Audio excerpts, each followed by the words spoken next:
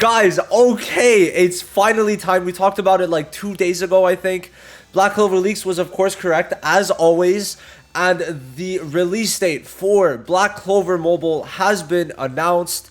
And the release date will be November 30th. That's right, they just tweeted about it. So here I am making a video on it. November 30th is very close. That is less than 3 weeks a day, 20 days away essentially. Yeah, I mean, that's insane. Literally 20 days away from global launch. Now, this gives them plenty of time to do marketing, which I think is for sure going to be starting. I'm sure, like, as you see this post, you're going to already see a bunch of marketing. But since I'm in Canada, I shouldn't be seeing the exact same stuff as you. Now, I have bullet points for the separation of this video because there's going to be some different parts. So we're just going to let this auto in the background. Hopefully, we get lucky. And we'll just continue on with everything. So I just want to continue on by starting off. Thanks for like supporting me, and the fact that we're getting to this point is crazy. I will be off Thursday, which is when the game comes out on November 30th. I'll be off Friday, Saturday, and Sunday, okay? So these 4 days, you will be blessed by me and making content. And if you want to start getting up to date, go check out my guides, go check out my playlist. They're all in the playlist, right? Go check out tier lists, all of that, right? So please do start checking that out. I'd say and then like starting a week from now, I'm gonna very much go heavy into all the videos I'm gonna need to make. I'm gonna start doing that in about a week. So it's gonna be third time the charm. You know, I mean, first we had JPKR, then Canada, and you know, they say third time's the charm in global. Hopefully is that. So what should you be expecting from global? Now, in the letter, they do talk about they talk about what they're gonna do in the future, and two of the things is, first of all, grinding reduction.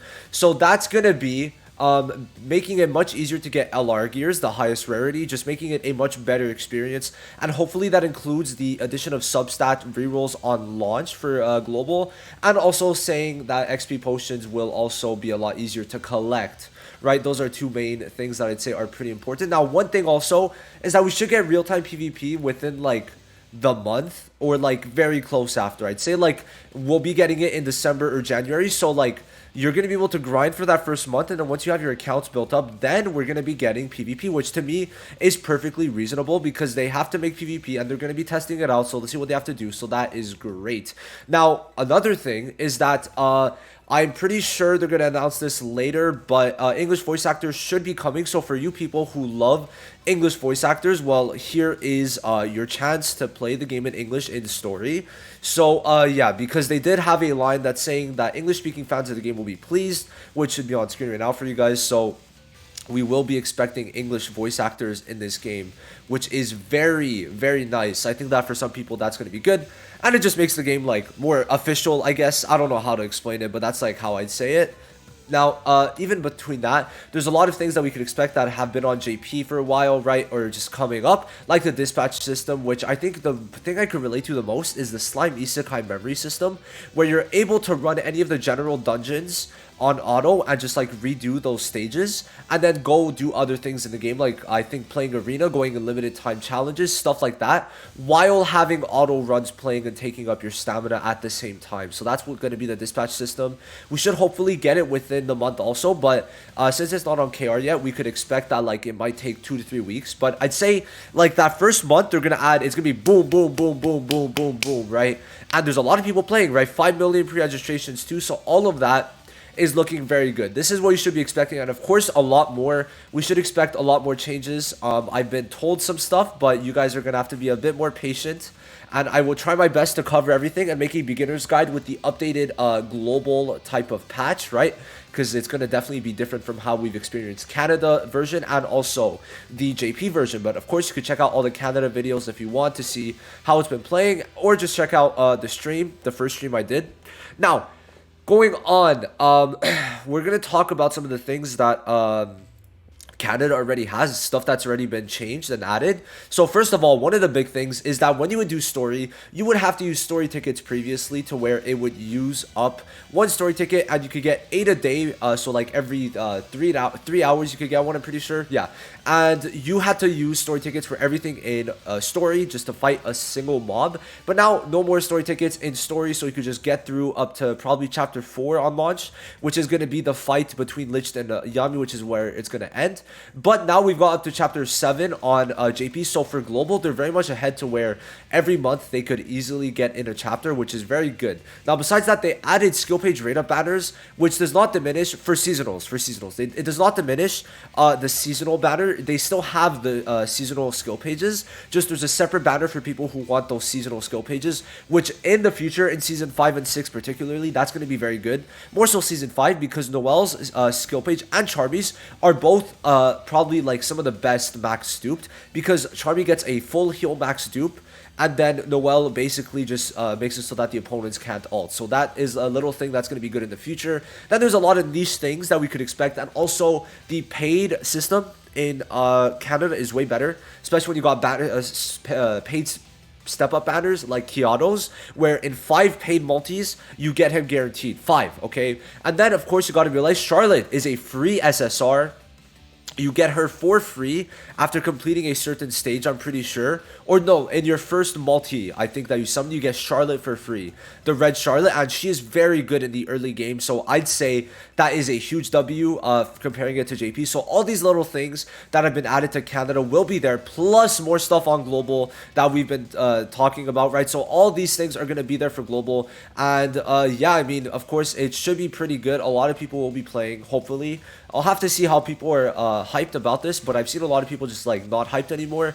But there's still going to be people hyped. That is for sure. You really can't imagine that it won't be hype. Now, talking about what will happen to Canada, of course, I know I got at least some people, probably like 10 of you, maybe 20 of you watching this video. I don't think it's too many that do play Canada.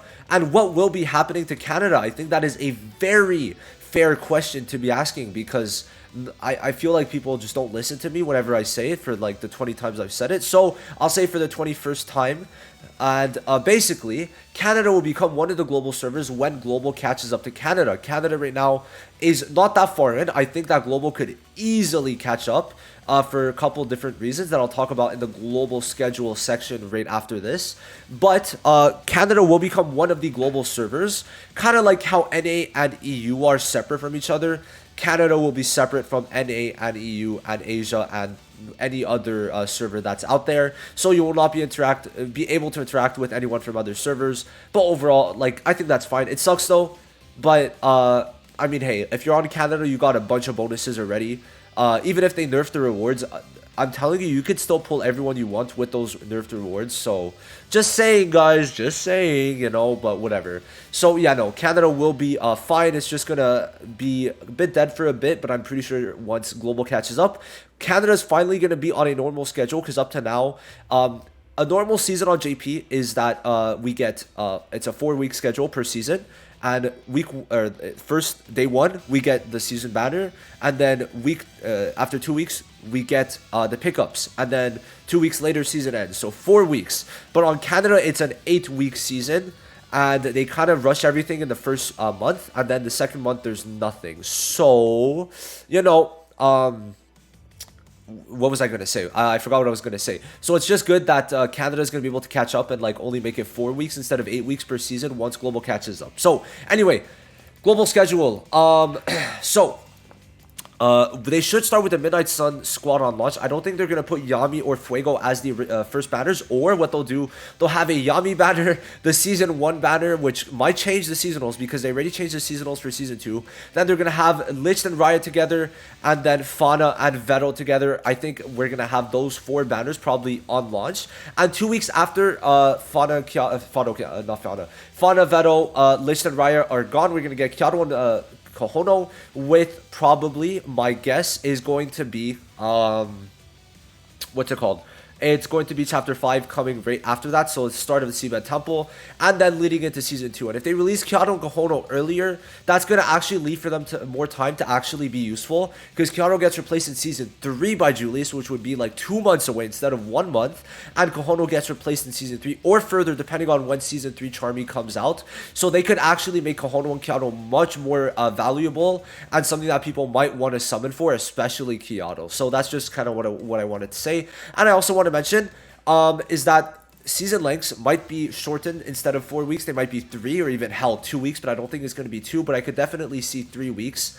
We'll have to see, because they are capable of doing that. They've done where day 1 we get seasonals, then a week later we get a pickup, then a week later we get another pickup. So like in 3 weeks they could literally be done a season, right?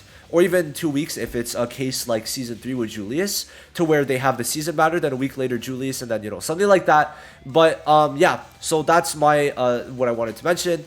November 30th is 3 weeks away, so I gotta start pumping out the content, which, oof, bro, it's time, I guess it is. I'm happy it's now, because it's before my midterms, which is good. So yeah, anyway, November 30th is the day. I hope this video was insightful, and I'll see you guys in the next one. Thank you so much for sticking up to me at this point. We went from 1,600 to 4,000 within 6 months, and now hopefully we're gonna pass 5,000 before December's over. That's gonna be the goal, getting to 5,000. So make sure you guys like, subscribe, and I'll see you guys in the next video. Peace.